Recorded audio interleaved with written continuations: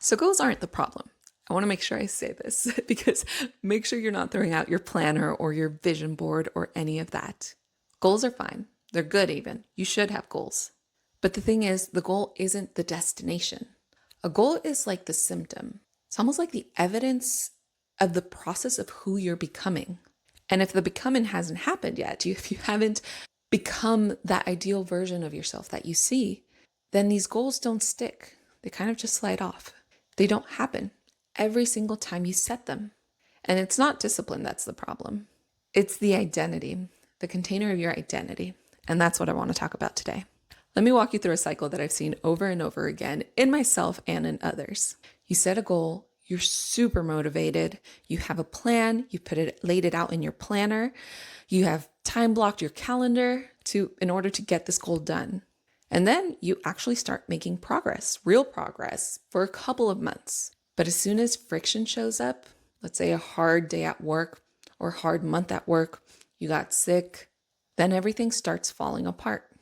When there's a moment where that new behavior that you're trying to adopt starts costing you something. Let's say it's costing you time, comfort, maybe it's approval.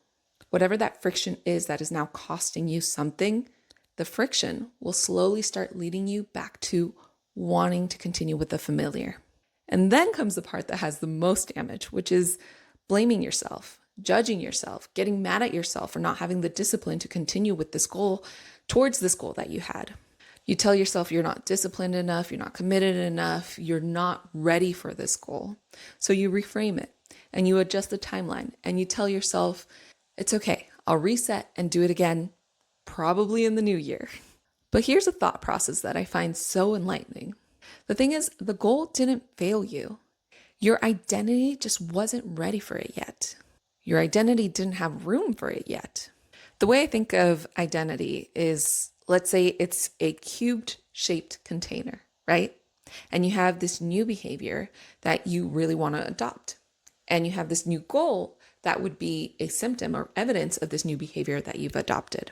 But this behavior is shaped like a prism, and it's just not going to fit in your identity container, at least not yet. That container is the structure that holds your current behaviors, your decisions, the way you show up in a room, your character traits. And when you set a goal, whether that's career focus, like delegating more, speaking up more in a meeting, not overworking, charging what you're worth, you're asking for a new behavior to fit inside of that container that exists of your identity. But if that container or your identity hasn't changed, it's always going to push out that new behavior that doesn't fit in it. And it's not its fault. I mean, the container is holding the shape that it was built for. So what's the idea here? The idea here is that the goal isn't the work. The goal isn't the thing that you have to work on. It's the container. It's your identity. So if the container is the problem, then what's actually inside of it?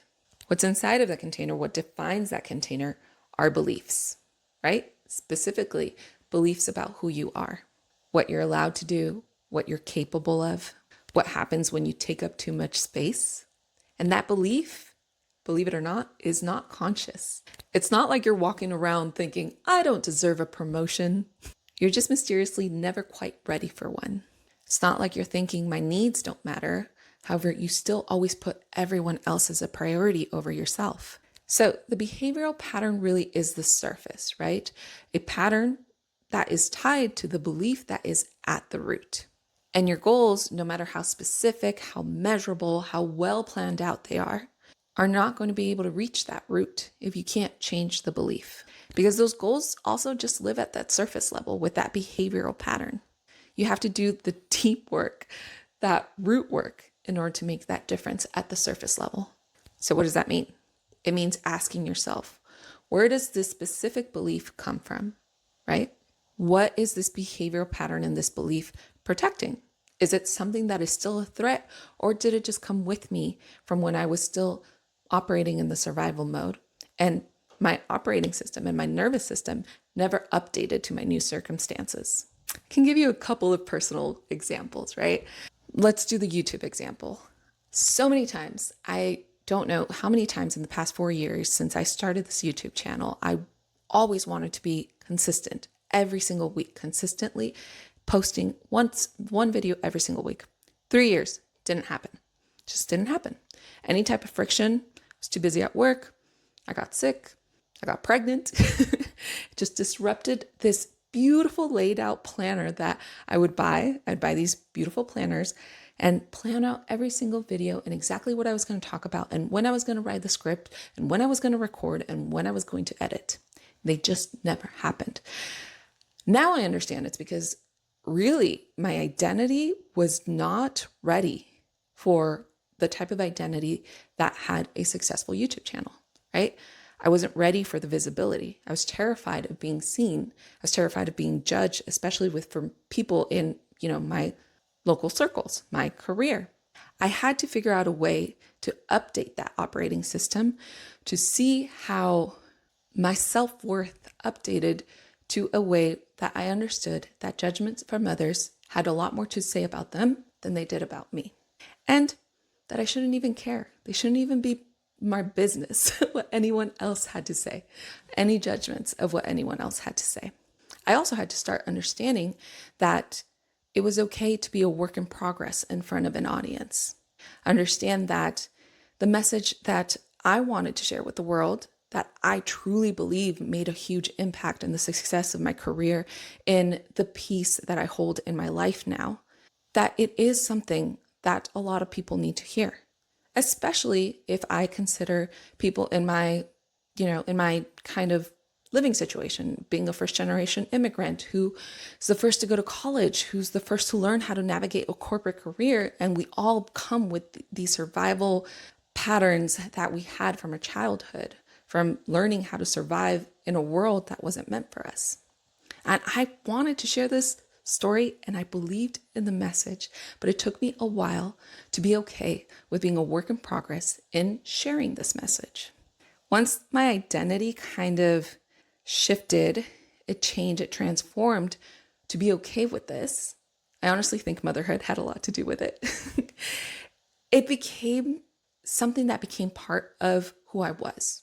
I talk and I record videos because it's now part of my routine. It's part of who I am.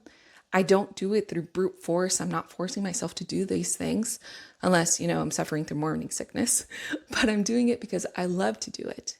I have it as part of my routine. It's almost like if I miss a day at the gym or something, it's become part of my identity. And now it's not this huge effort, right? It's not this huge effort that I have to do. It's just part of my life. And that's what I mean by doing the identity work, by making sure that your identity aligns with your goals, because that's the biggest part about achieving your goals. It has more to do with who you are than the actual goal that you've defined. So what should you do with your goals? Keep them, seriously. Keep them, make sure you write them down, make sure they're measurable, and that you have an actual plan towards them. That's important. That's step number one. The next step, though, is asking yourself who actually set those goals. Is it the version of you that is in the future, that is already the ideal version of yourself that you see? Or is it the version of you that is right now, that is still working through behavioral patterns that you're trying to adjust? Is it the version of you that is still trying to even understand their identity and transform their identity? You really want to understand this because one is a vision, right? One will eventually take you to that version of yourself that you see for your future, for your life. The other might keep you in the same place, might keep you stuck within that same struggle, within those same behavioral patterns if you're not paying attention to exactly what version of yourself is setting those goals. So it's important to know who's setting those goals. Obviously, you want to set them based on the ideal version of you. Then you want to get deep, right? You want to start understanding the beliefs that are behind those behavioral patterns that you're trying to change.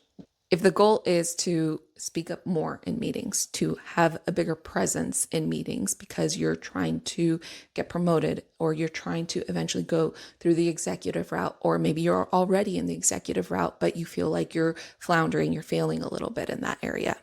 Figure out what's the belief underneath your inability to speak up, to have presence in those meetings. If the goal is to stop overworking, right? If the goal is You want to come to work knowing your value, and your value is not based on your performance or the amount of hours that you work. Figure out what's the belief that makes rest feel risky for you. Because understanding those limiting beliefs within you, that's the real work. Not the time blocking, not the accountability partner, not the planner set up so beautifully that you think you're going to be able to get those goals based on how well you planned it out. And in order to make a difference, you actually don't have to go back and excavate your entire childhood in order to work on these limiting beliefs. I think I like that part of deep work, but it's also not necessary. You just kind of have to be honest with yourself, right? Straightforward with yourself. Try to be true. Try to figure out what's true for you. What are the patterns? What are the limiting beliefs?